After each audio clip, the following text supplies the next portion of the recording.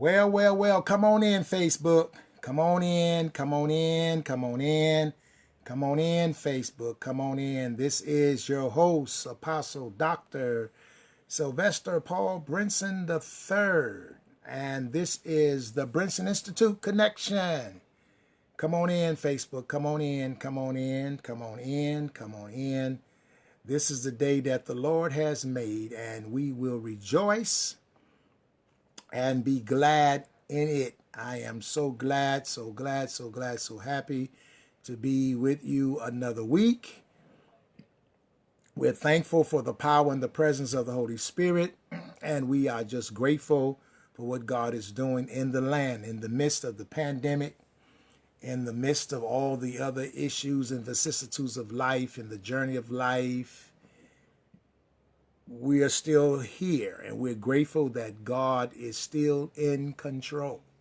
So come on in, Facebook. Come on in. Come on in. We'll take just a little time for some more of our watchers and listeners to come on in. I've got something I want to share with you on today. We're looking at the Black Church in America, Part 4. I believe it is Part 4. A message to the white church. A message to the white church. A message to the white church. And we want to get started. I'm just waiting for some of you that normally check in with us. Come on in. And as you come in, if you would be so happy, I would be so happy if wherever you are, if you would just hit your share button. If you hit your share button and share this broadcast with others, then we will be able to extend our contacts. We were able to extend our contacts. Well, so I'm happy today, and I want to get right into it because we want to cover some things, and I want to share with you. We've been talking about the Black Church in America, the history of our Black church. We've been talking about in our series. So those of you that have just catching on to this series, this is our 4th part series on the Black church. And so what we ask you to do is go to our YouTube account, and www.youtube.com and type in Dr. Sylvester Paul Brinson III. Dr. Sylvester Paul Brinson III, and subscribe to us. It's free. Just subscribe. Look at all of our videos this year. Just this year, we celebrate 100 videos. Isn't that something? I'm so glad this year we've been at it. We've been teaching every week for the last year. Every week we've been on every week, and also sometime during the week 2 or 3 times, and we've been logging in our teaching and everything that we do on Facebook Live by way of the Brinson Institute. We have been downloading and uploading it to our YouTube account. So Bishop Dixon, Don Adams, God bless you, man of God. Long time no heard. I know you out there being active in the body of Christ, and so we salute you and your church and churches and your assignments of what God has put you to do. We celebrate you as a man of God.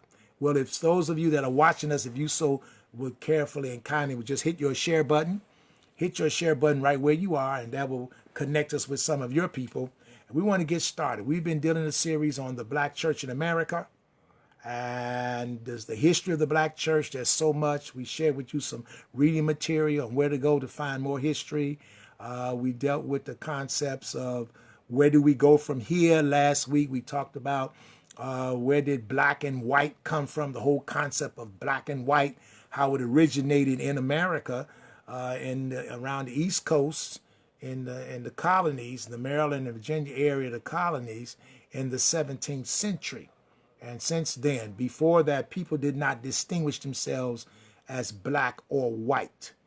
The humanity, to see if humanity distinguished itself in its ethnos, whether you was English or African or Spanish or Portuguese, or, those how we respond, we related to people by our nation or our nationality. And then the second way we related to humans was by a description of their colors, of their skin, or the description of one. So in the New Testament, it talks about one of the apostles was called so-and-so the Niger. Niger mean black. That was one of the disciples, the dark one, the one of color. But the one of color was not distinguished as far as black or white as his character. That was a distinguishment part of characteristics, the one with the big head, or the Goliath, the giant. So we looked at people in the world from three capacities. One, either from your nationality, two, from some distinctive and describing you, or three, whether you was a free bond or free or slaves. And back in those days, slaves were slaves, but slaves also were servants. And the slave servant had rights. Was not the kind of slave that America put on the slaves and told them to read scripture. So when talked about servants and slaves be subject to your master, that was a different kind of a servitude. All right. So between those three, and then all of a sudden in the 17th century in America, we began to deal with the concept of black and white, black people and white people. And so it's out of that we evolved. America has evolved itself, and from there, treating people according to their skin color and taking their skin color and assigning it to the content of their character, Brother William Muhammad. And so we talked about that. We talked about the black church for those who were frustrated and don't like that term. But it's true. It was created because white America, after they determined itself to be black and white, determined that they didn't want to have worship with us. We couldn't worship with them. We could have communion. We couldn't commune with the same cup. We couldn't go to school with them. We couldn't intermarry. So they separated. So the black church or the Negro church or the religious and spirituality of Negroes and blacks and people of color in America evolved out of the rejection of quote unquote whites, who were a combination of ethnos groups, making a decision in general that they would not share with us as people of color. Now, I know in everything that we talk about that there were some white folks who work with us. All right, Bishop Hunt, I realize that. I'm talking general. You always, when you tell a story, there's always exceptions to the rule. There's always going to be, in our journey as a people, that people of whites, and if you want to leave black and white alone, Spanish, Italians, English, and other ethnics were working with us as Africans and those of people of color from other places across the world, because there were people of color that came as servants that were not slaves. And when they came over with the pilgrims, they worked with them as servants. So every person of color that came to America didn't come over on the ship or ships. But once we all got here, Darius Brooks began to be treated the same. So we want to talk about, since you need to go back to all of our part one, the Black Church in America, part one, part two, part three, where we go from look at the history, look at the books and stuff. But today specifically, Cousin Francis down there in Fort Worth, Texas, I want to talk. I told you all last week that this would be part 4 of the Black Church in America, a message to the white church.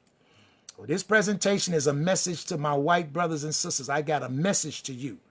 I want to talk to you about some things, and we want to dialogue and have some concerns about what we need to talk about. While at the same time, we need to have a message to our own ethnic groups. I got to talk to blacks and Africans about how we do each other and one another. In fact, every ethnos group needs a home page to talk to its own group of people, because how can we love our neighbor as ourselves, which are the other ethnic groups, if we don't understand ourselves and the reasons why we are the way we are, and begin to have some dialogue and some real hard discussions. But today, Bishop Hunt, I wanted to talk about I got a letter to the white church, So let me start off by, we talked about, I was going back to some of my books.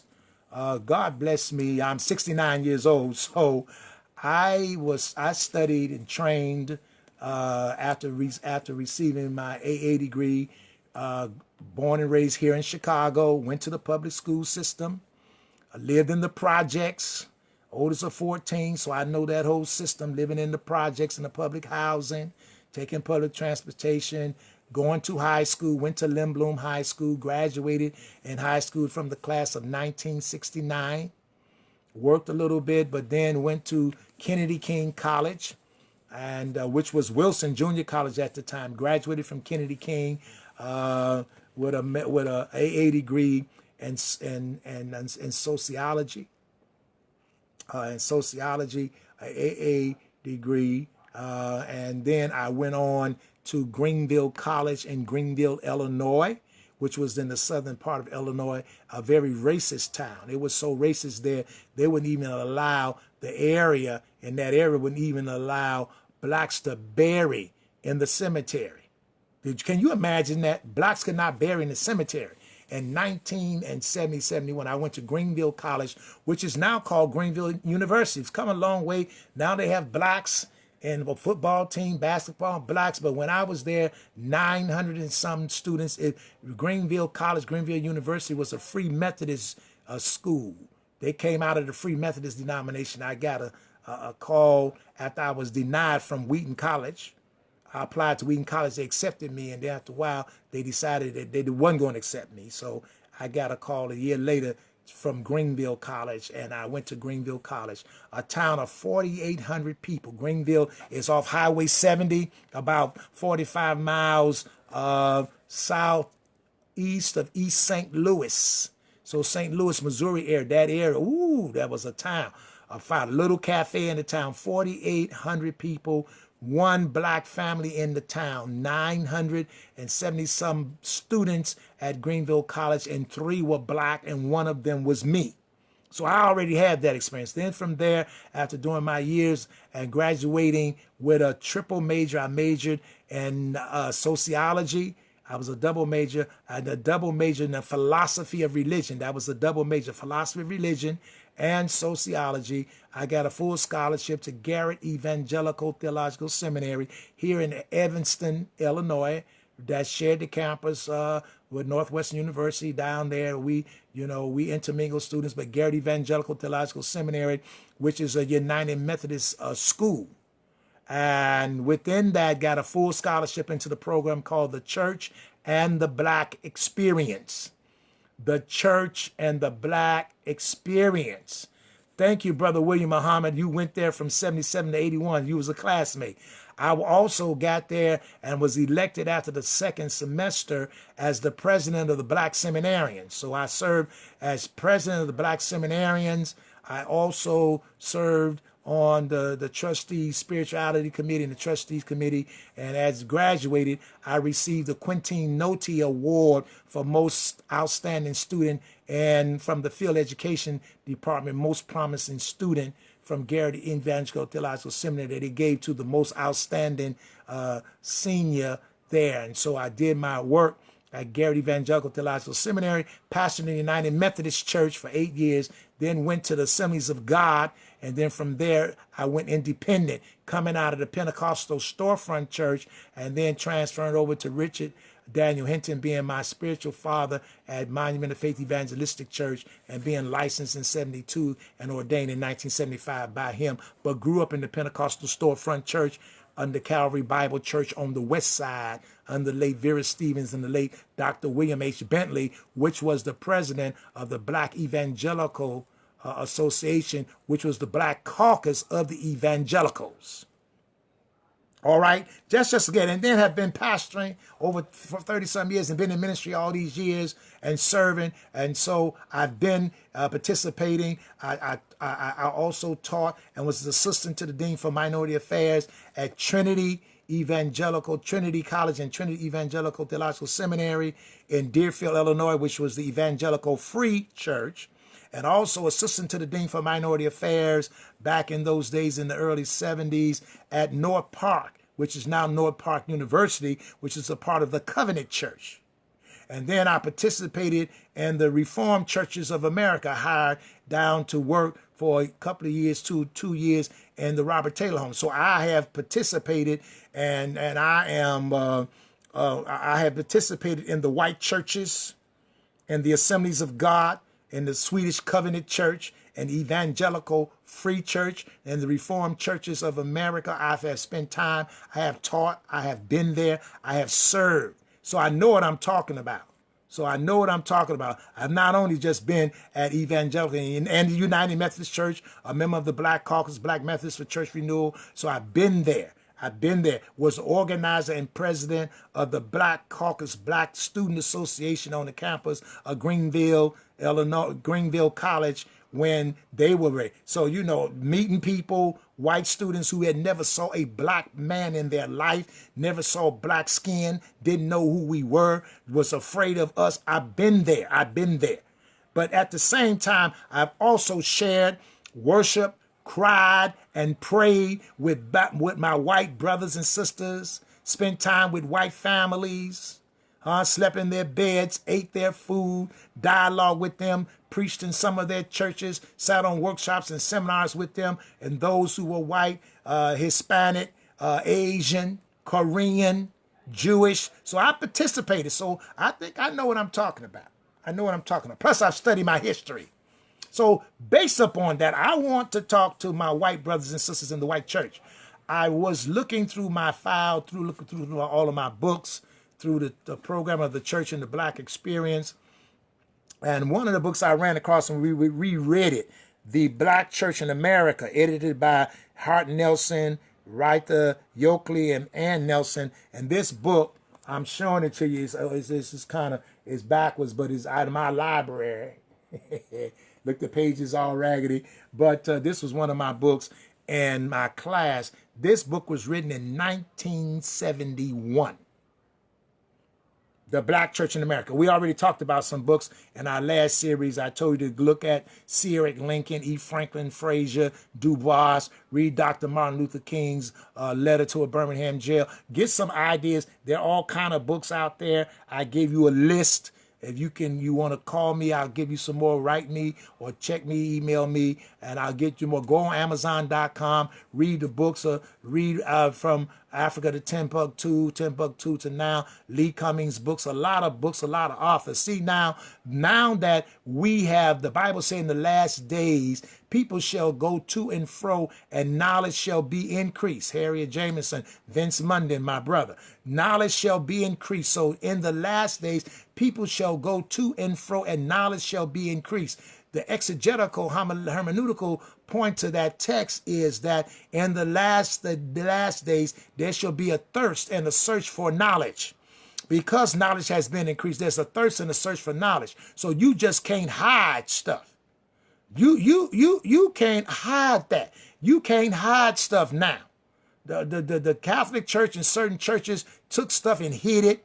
In the oldest African American Bible, Egyptian Bible, they took the book of Enoch out that talks about the angels. You all need to go read the book of Enoch. It'll give you better understanding on the book of Genesis. So if you're reading the book of Genesis and you got stuff from Genesis 1 to chapter 1 to chapter 12, go get the book of Enoch and read that, and they'll give you some more information. Have you read the book? Have you read the Bible? And it said, and the rest of the acts of this and the rest of that, are they now written in the book of? You be like, where that book at? Where that book? Some of you all, need to read other books, read other stuff, and see what was going on in those days. So in 1971, I was a student at Greenville College. Bishop John Hunt say, wow, that's an old book, older than me. In 1971, I was in college. But this book was written in 1971. And in this book, there is a statement that was given by permission in this book, believe it or not, that got permission. That was an article written in the New York Times. The New York Times wrote this article, and it says, to white churchmen, power and love. And I want to read a part of this small article. Now this book was written in 1971, but the article that I'm about to read to you was written in 1919. Let me see. I want to get this book together. I want to make sure I got this together, that this article was printed by permission from the New York Times. And this article was written in the New York Times, July 31st, 1966. This article was in the New York Times and written in July 31st, 1966. On Black Power, it was an article written by the National Committee of Negro Churchmen. Back in those days, they were called Negroes. Now we call them blacks. So I'm going to read you an article that the National Committee of Negro Churchmen wrote, and it came up in the New York Times in the July 31st, 1966 issue. Now that was in 1966. Come on, y'all. I was doing it, so that was 49 years ago. 49 years ago, this article was written in the New York Times. For some of y'all wasn't even born then. 1966, what was I doing in 1966? I graduated from grammar school in 1965.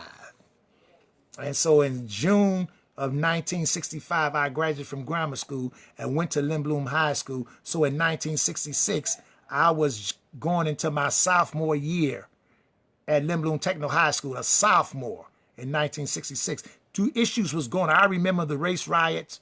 I remember the lockdowns. When Dr. Martin Luther King was shot and killed, I was downtown area. I remember the school. I remember all the stuff. I remember the burnings. I remember the lockdown. I remember the State National Guard. I remember the curfew. I remember all of that because I was a sophomore going to my junior year during that time. But let me read this letter to white churchmen, or to the white church. And as I read it, you're going to say, wow, you sure in 1966, the representatives of the black church in America wrote this to the leadership of the white church? Wow, that was way back. That was 40-something years ago. And still today, we are experiencing this. So the question has been, Brinson, you're talking about the black church in America. So now that we're working together and all ethno groups are out there marching all over the world saying Black Lives Matter. And let me say the acronym of Black Lives Matter, I told you, Black lives do matter. And some of you all don't want to give that. Some of you all are saying, white lives matter. And some of us, we don't want to deal with the issue. So we say all lives matter. Jesus said in John 3:16 that he loved the world so much that he gave his only begotten son, Dr. Vince Monday, and God bless you, that whosoever believe in him should not perish. All lives matter. Yes, all lives matter. But in the matter of all lives, there's certain color schemes and certain ethno groups that have been discriminated by other lives that matter. So the issue on the table is about black lives that matter within all lives that matter. So all lives matter, and so we talking about the black lives and all lives that matter. So give us our play. Give us our play. We have a right. We have a right. We have a right. We have a right. We have a right. So now, this is my concern. What I believe in, all lives matter. I believe in that, and I believe in Black Lives Matter. And the acronym, everybody's keep on doing what you're doing, because we have to fight in all levels. Remember when Nehemiah was building the walls, he was built with one hand, he built. The other hand, he had his weapon. He was war. So you got to war, you got to fight while you build. While we march, we got to strategize. While we do this, we have to learn that when you're in a movement, the movement and you at war, you war from different areas. It's not just one area. So the enemy want to put us with one area, one lead. And I want you all to be clear. There are leading blacks in America. That's a part of our culture. And then there's black leadership. Now, there are some leading blacks that also have black leadership. But there are some leading blacks that do not have black leadership. They're just a leading black because of the media. So I want to be careful on that. Everybody, Sister Kim Akins. So what I want to say is that in Black Lives Matter, while we say that is important, I want you all to keep doing it. I agree, but I do not agree with all of the principles of the platform for Black Lives Matter. I want to be clear on that. I want to walk in wisdom. I'm not going to get caught up in everything. I'm going to agree and partial with some of the platform, but not all of the platform of Black Lives Matter. But I agree totally with the statement and the chant of Black Lives Matter. So I'm going to keep chanting and saying Black Lives Matter. I sure am.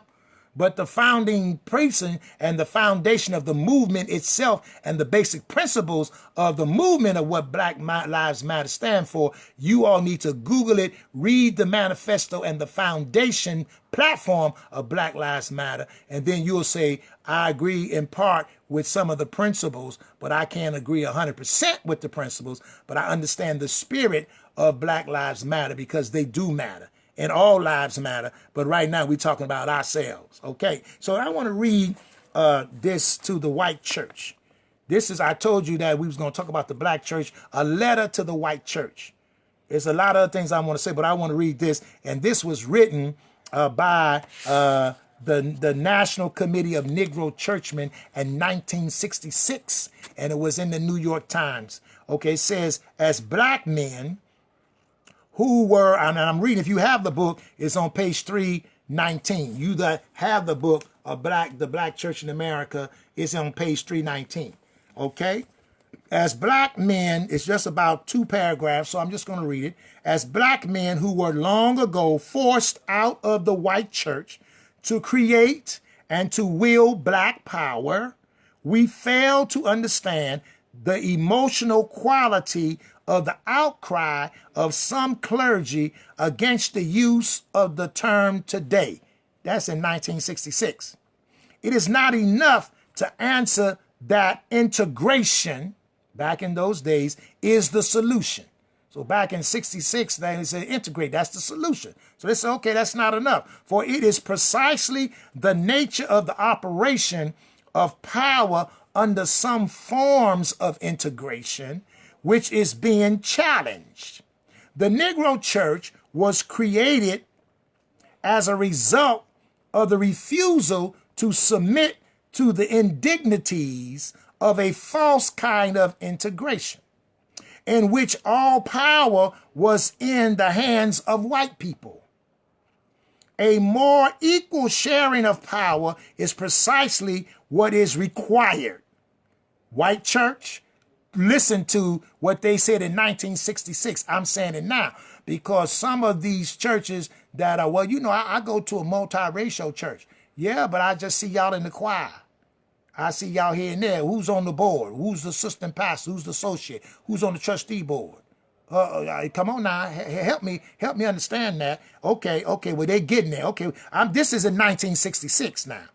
A more equal sharing of power is precisely what is required as the precondition of authentic human interaction.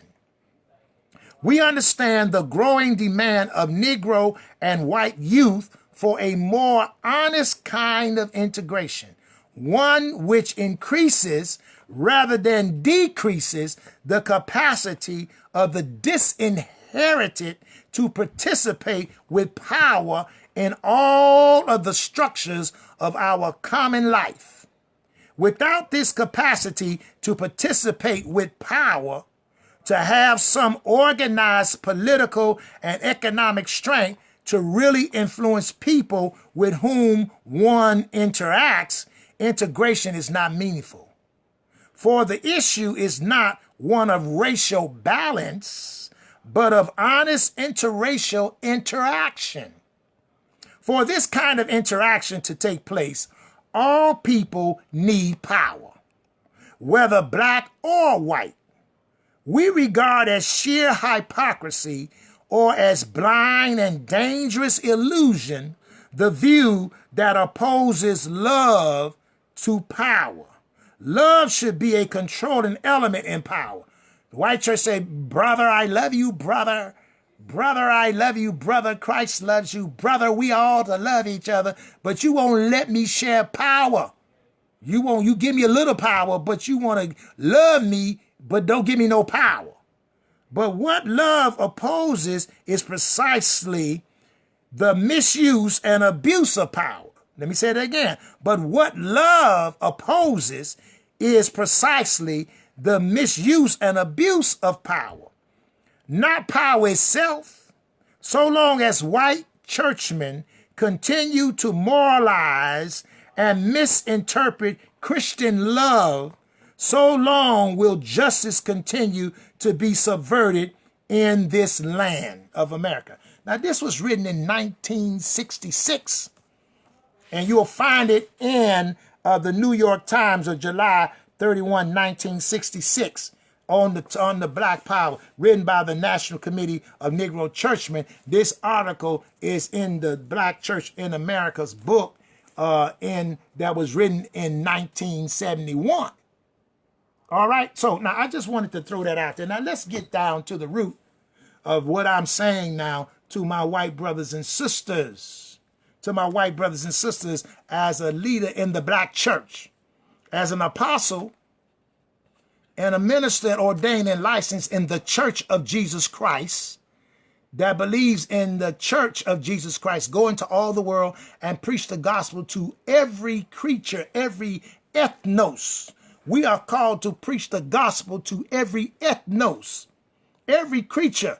Jesus says, the Spirit of the Lord is upon me because he's anointed me to preach the gospel to the poor. He has sent me to heal the brokenhearted, to bring release to the captive, the recovering of sight to the blind, to set at liberty them that are bruised, to preach the acceptable year of the Lord. Isaiah said, and the vindication of our God.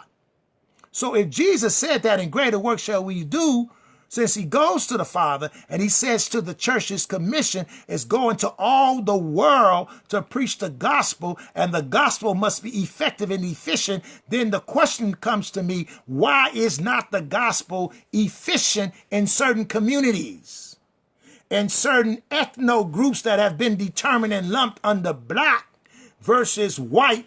Why is it that the gospel, Brother Larry Brinson, why is it that the gospel is not being manifested in its power?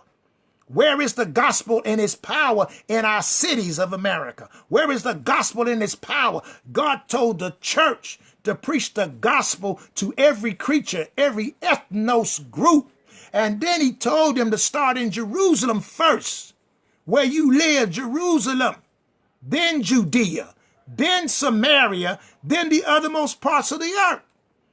My message to the white church, especially the white mega churches. I have no problem with you digging wells in Africa. I have no problems with you celebrating and talking about Israel being reconnected.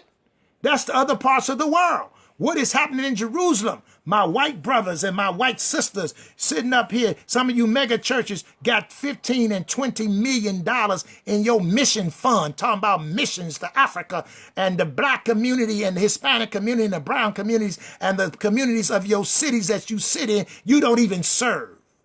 Come on now. Why is it? Oh, wow, we can help people overseas.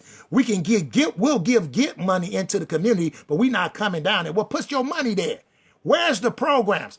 Every white church in America, some of the white churches is all in a white metropolitan area. So if you are my brother and sister in an all white area, then you need to look at what area is closer to you that have people of color in it, or that have people of poverty in it, and as a part of your program, reach out and start doing something in those communities. Build some houses. Do a scholarship. Buy a house and put some folk in it. Do something. You got the money. It's sitting up in your ministry. What are you doing? Every church, get together. White churches, what can we do? Brother.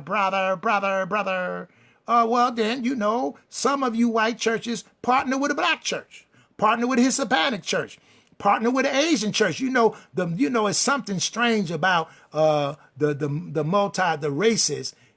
What blacks, Hispanics, and Koreans and all Asians. We let you into our churches.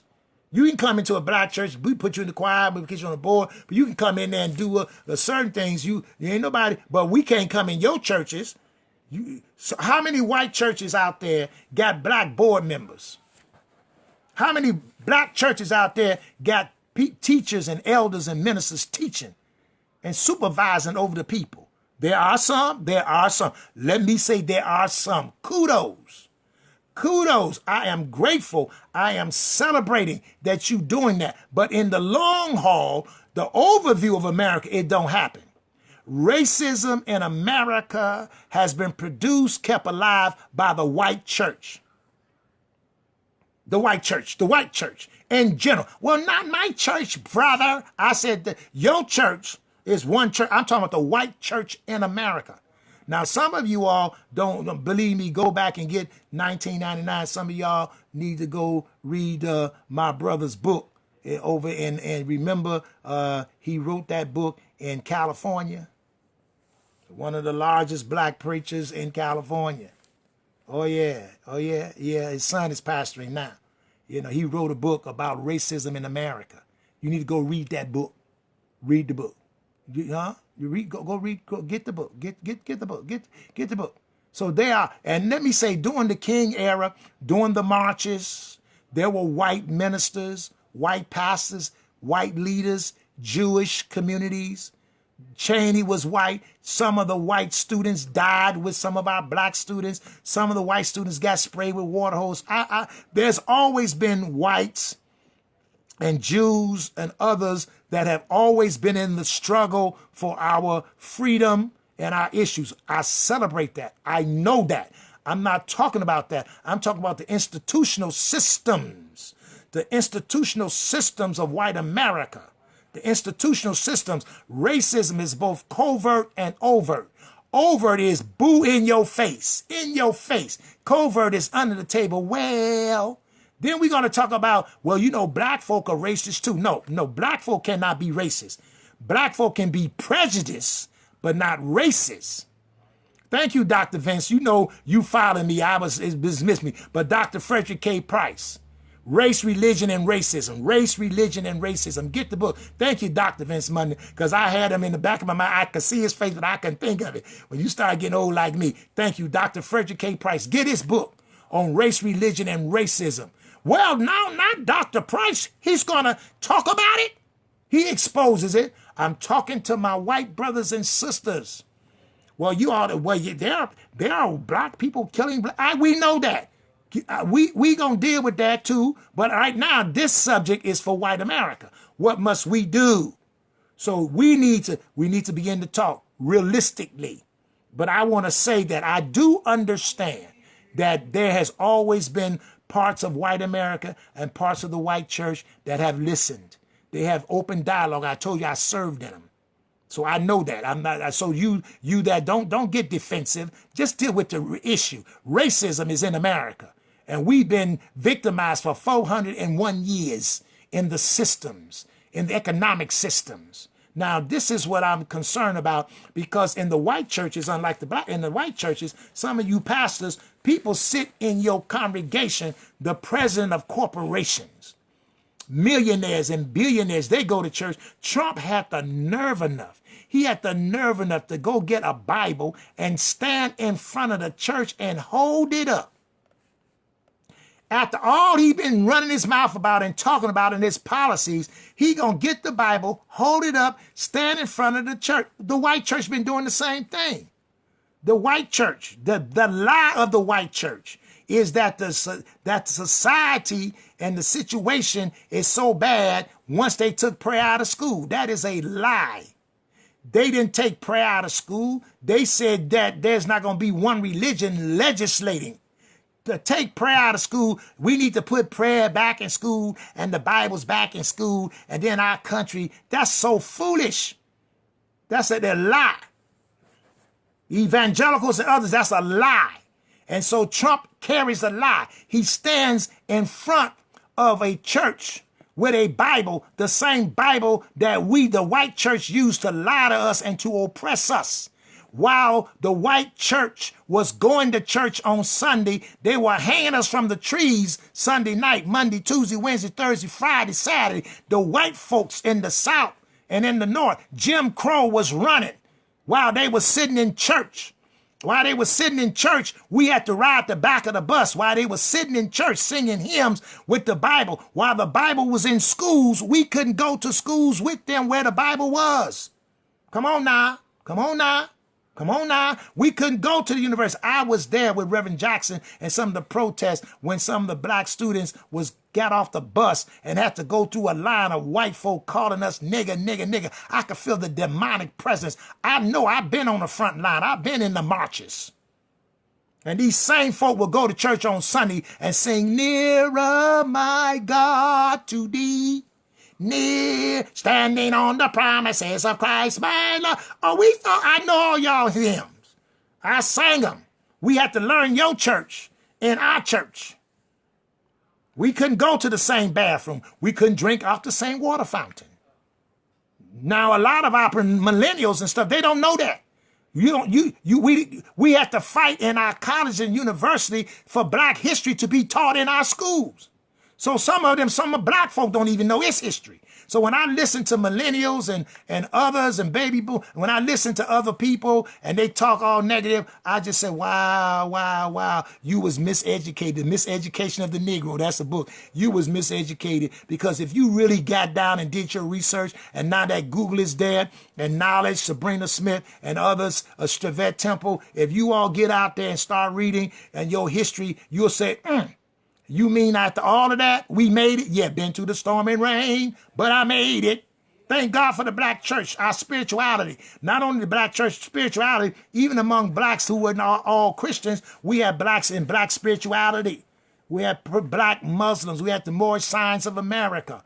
We had other cult groups. They call them cults. Daddy Grace, Father Divine. Read all about those cult groups in Detroit in the 50s. All about radicalism.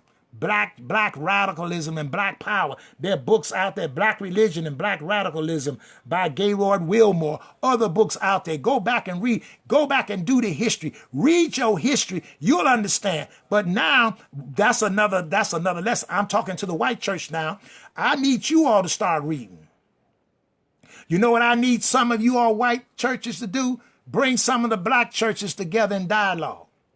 I know Dr. Martin Luther King said that he gave an observation. He said 11 o'clock Sunday morning is the most segregated hour. And I said, you will right, Dr. Martin Luther King, but as an apostle of the church, I want to restructure that and give it new definition. Let the 11 o'clock service be the hour of community. Let the 11 o'clock, let the whites and the black, let everybody go to their church. Bananas go to the banana church. Pineapples go to the pineapple church. Oranges go to the orange church. Because if you can't be an orange and don't know how to be a juicy orange, how you going to function in the fruit bowl?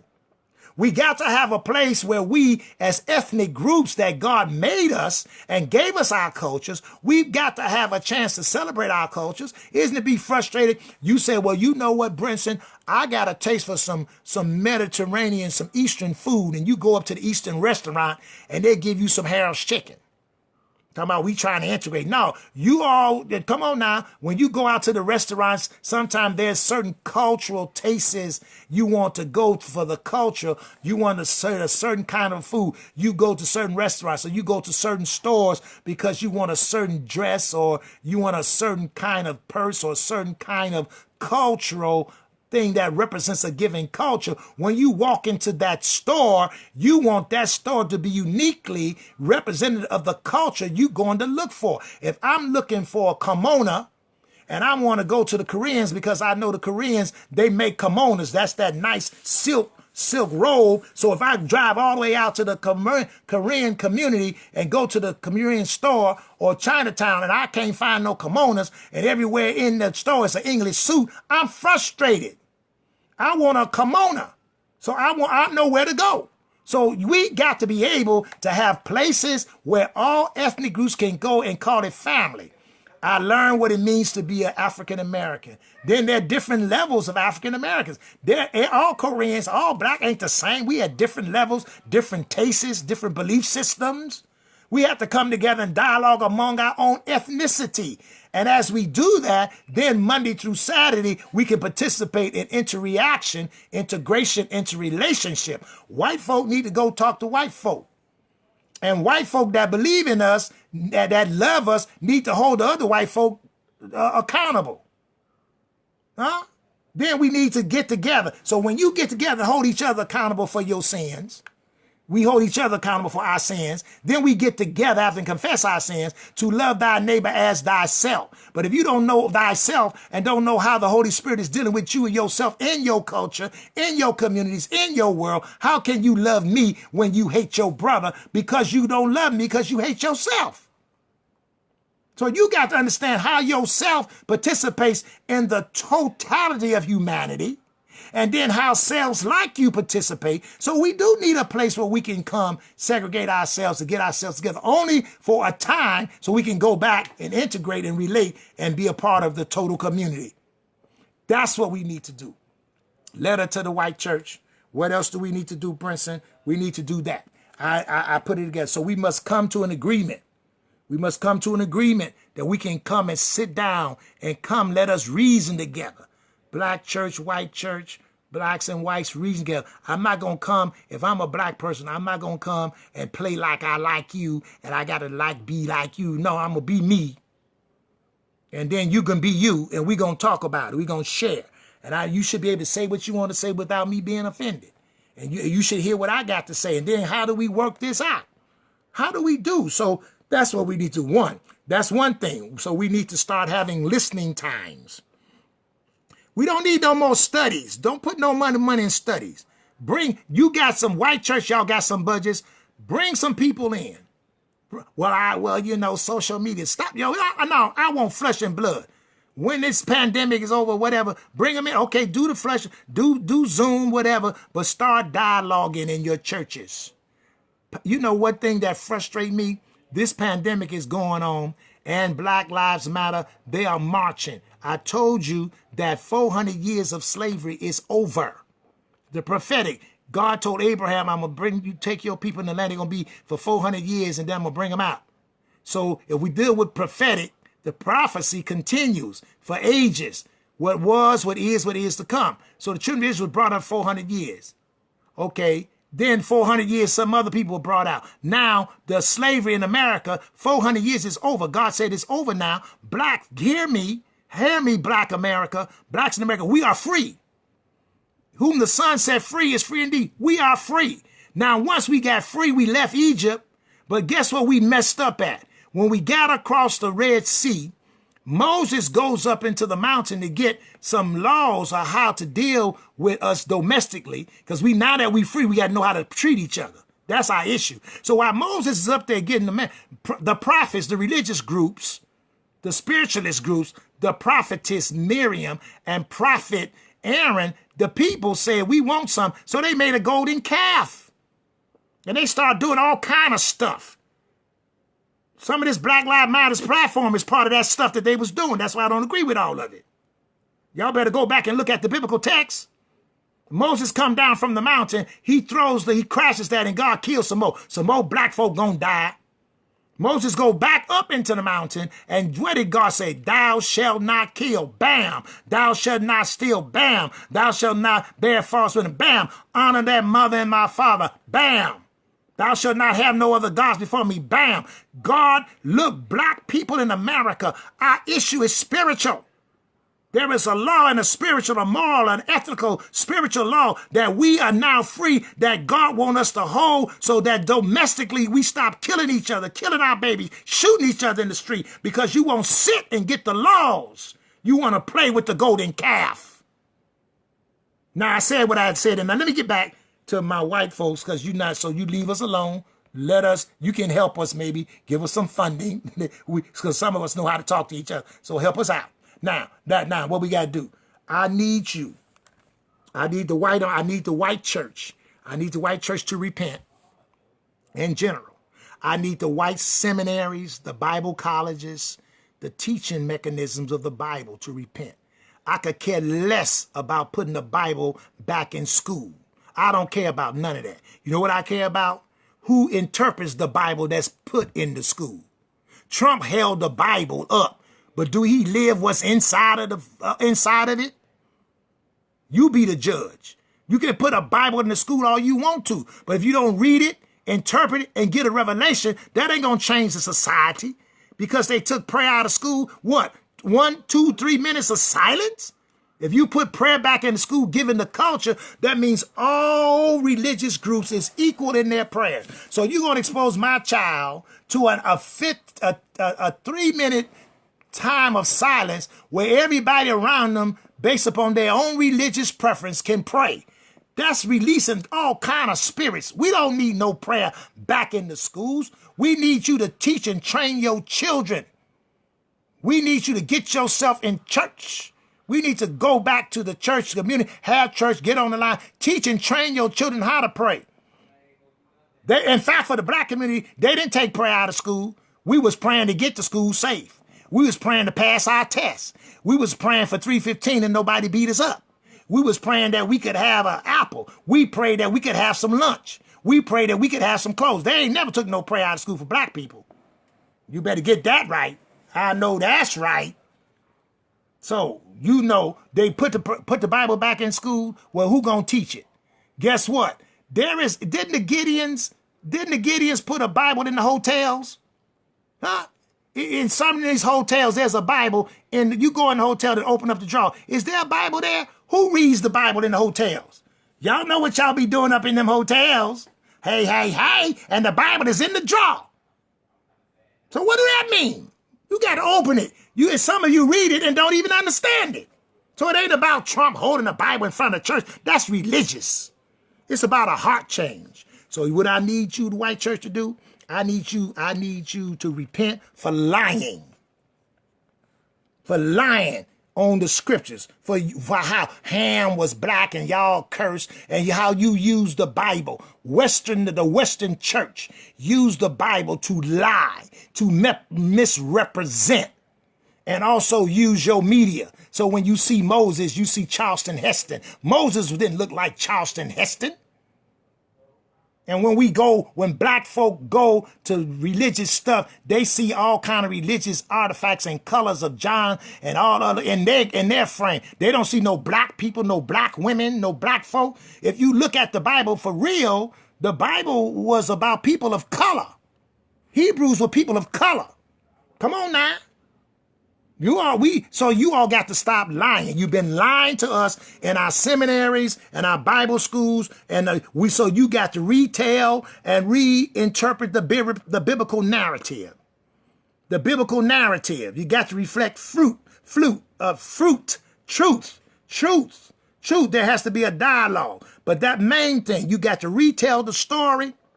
You got to retell the story of the biblical narrative and put it from another perspective and let people know that back in those days there were people of all colors. Paul was a man of color because they thought he was an Egyptian. Come on now. How you going to talk about the children of Israel in Egypt and think everything was white? How you going to come up with Sunday school books and pictures of everything and everything was white? Even now, you lie offer the Lord's Supper. Canaanites were not white. Canaanites were people of color. If Simon the Canaanite was one of Jesus' disciples, if you believe that Jesus and his disciples was white, at least give us one. Simon the Canaanite, he was one of Jesus' disciples. It says Simon the Canaanite to let you know he was a Canaanite. He was black. David was a man of color. Bathsheba was a Hittite. She wasn't white. Bathsheba wasn't white. Y'all stop playing that. Come on. You talk about the woman that came. The Queen of Sheba wasn't white. The Queen of Sheba, white. How you play your movies. And you got that mentality. So we got to go over to Hollywood. We got to go to our entertainment community and say, stop portraying the biblical characters as all white folk, because they wasn't. Some of y'all need to go to the Art Institute. Go to the Art Institute and really go to the Art Institute and go up to the religious section of the Art Institute. And you'll begin to see that people painted religious stuff out of their color.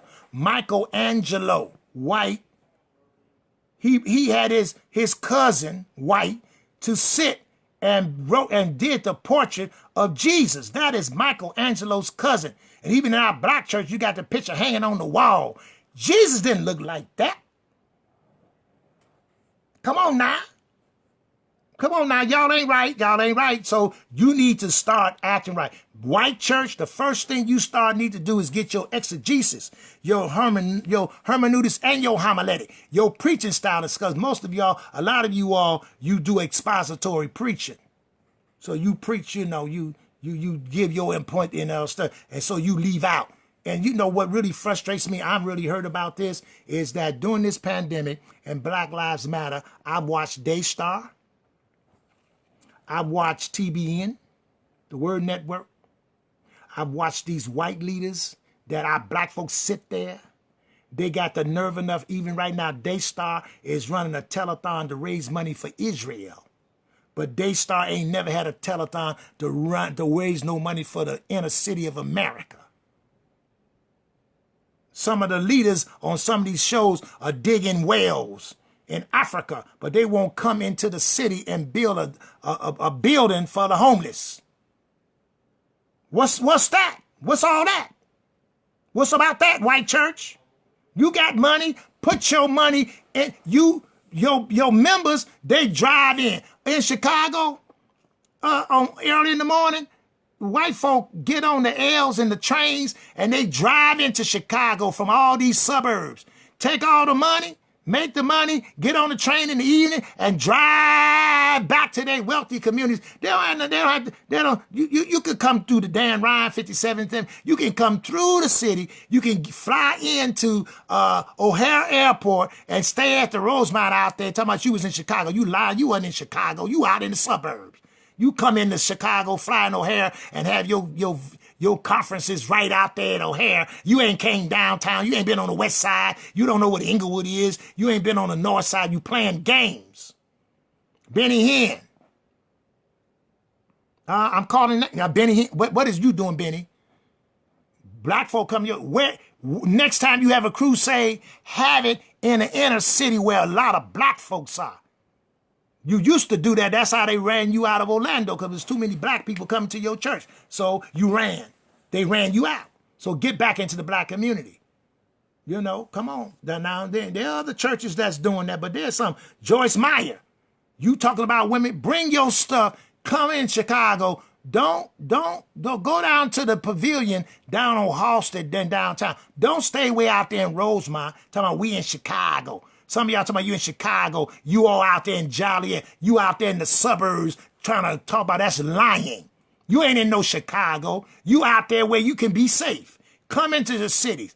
Those white churches that are near metropolitan areas and near communities that are poor, reach out to those poor and those indigent people. Get on the boards. Hold the people accountable. Some of those people that make rules and regulations and the politicians, they sit in your pew.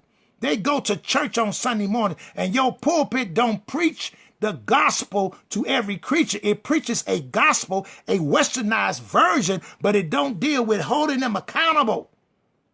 White preachers, preach to your people. Talk to them. Have a black man to come. Have a black boy come.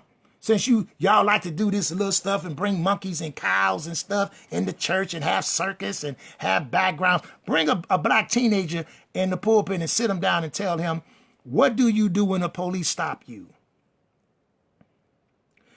How many white young boys and girls understand the plight of black men and black boys when they get stopped by the police? Do they have to put their up when you get stopped now? Please make sure you wind all the windows down. Put your hands on the window. Put your hand on the drive. Don't say nothing. Just say yes, sir, yes, ma'am. Don't look them in the eye now, because and just answer. Just don't say too much. And they say, "Can I see your wallet?" Tell them it's in your left pocket. Can you have permission to go in your left pocket and don't have no hoodie on? What do white folk know about that? What do white young men know about that? Bring some of them and let them stay in the neighborhoods for a week or two.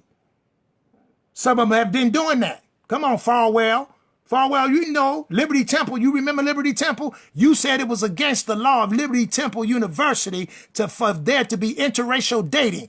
You said it was against the law. White churches, white schools was against multi-marriages and dating. Guess what? In spite of your laws, they dated and they married. So now we have a whole community, a group of millennials who are cross-ethnic. They are mixed blood. They don't understand what you're talking about.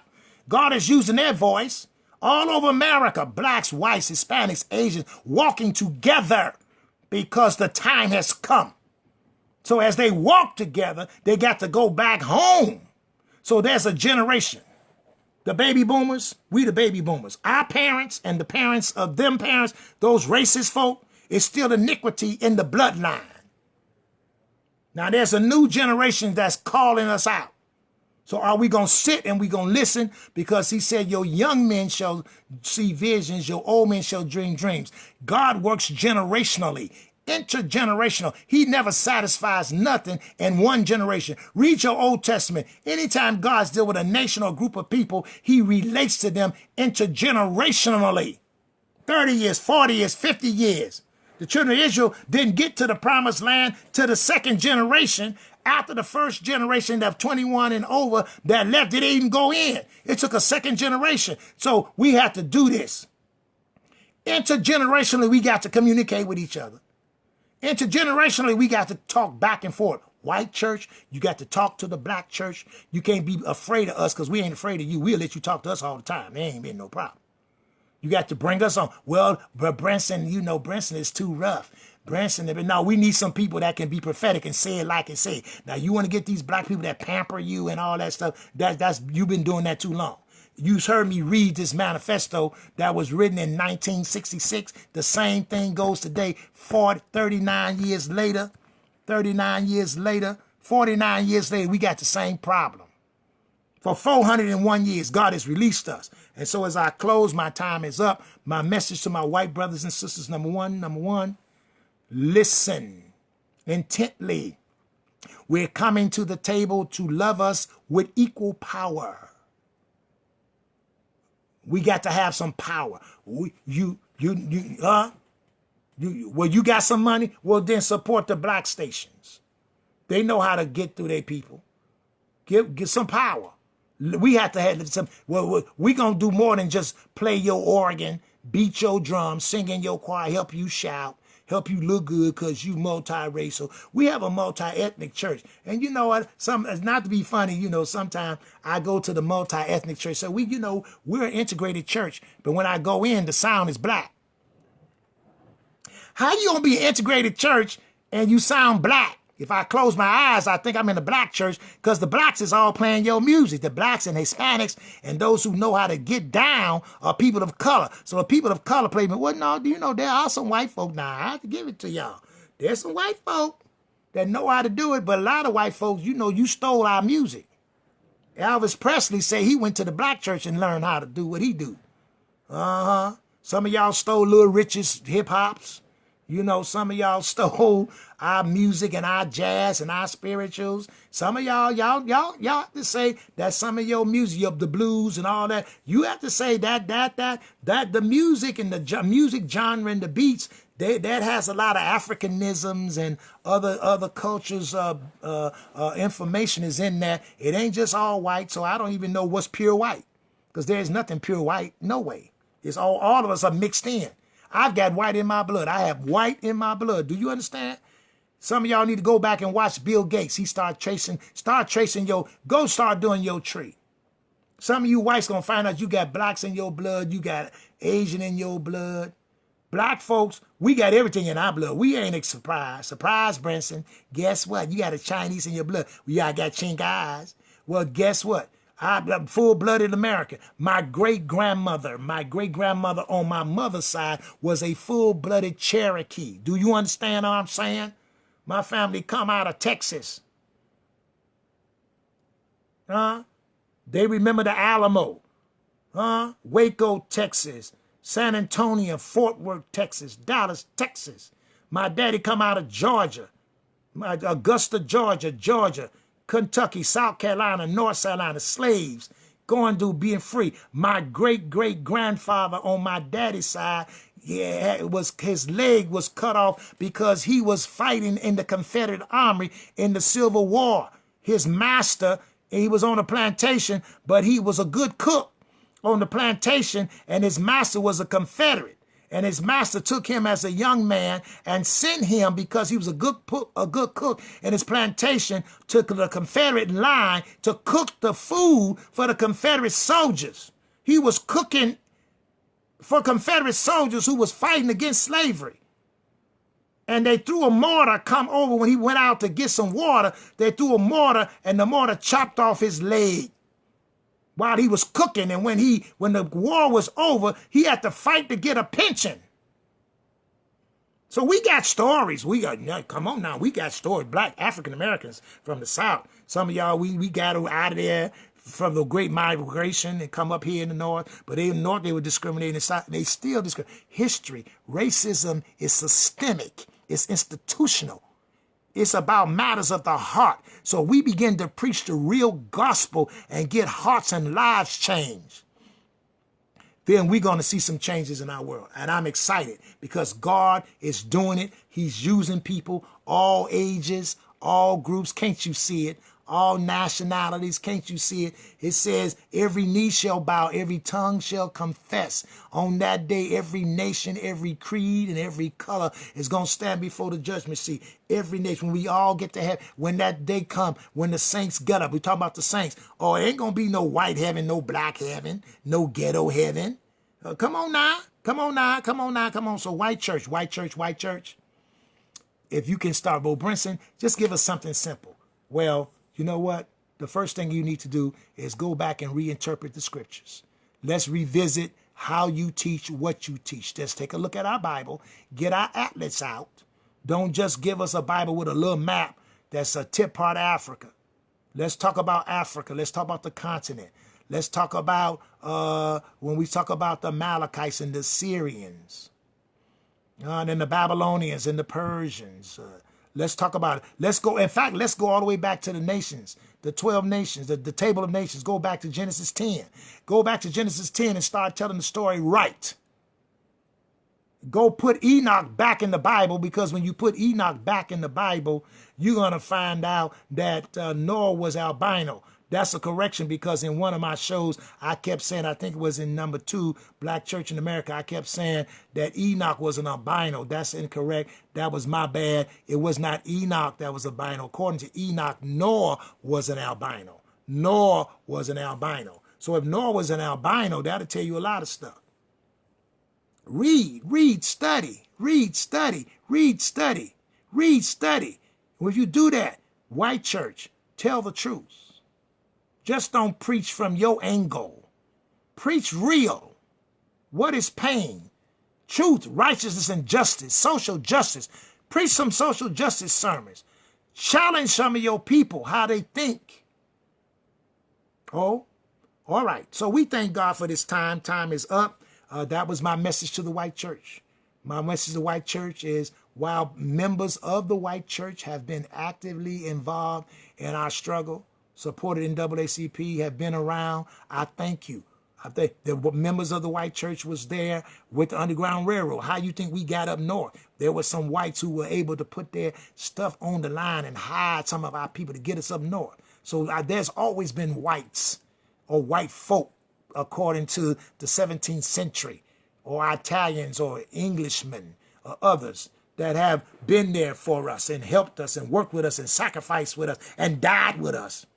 We all understand that. We're not stupid. We clear about that. We clear about that. But we need some more now. I want some more. And some of you all that's been with us, you need to not be afraid to go back home and share. Because some of you all was sitting in the room with us, love on us, eat the same sandwich and all that stuff, but go back home and play like you don't know us, just like Peter did. Peter hung with Paul. Peter and Paul was hanging together. He was eating with the Gentiles and doing all that. And when some prominent Jews came, then Peter separated himself and act like he didn't want to act right. And Paul had to call him on it. So I'm calling some of y'all on that. Go back home and tell the story. We thank God for this time. This has been the Brinson Institute, the Brinson Connection. I, your teacher, humble servant, Apostle Dr. Sylvester Paul Brinson III. I bless you. Those of you that have been calling me saying, Bo Brinson, how can I give? You can find us. Go to our website, www.thebrinsoninstitute.com, thebrinsoninstitute.com. Go to our donation page. You can drop a seed in PayPal. Or you can go to our Cash App. Cash App is Tabernacle 7, Tabernacle 7, Cash App. If you're going to Giblify, find us at Hope Outreach Ministries International in Chicago. Giblify, Cash App, Zelle is our telephone number. Those who have my telephone number, that's my Zelle.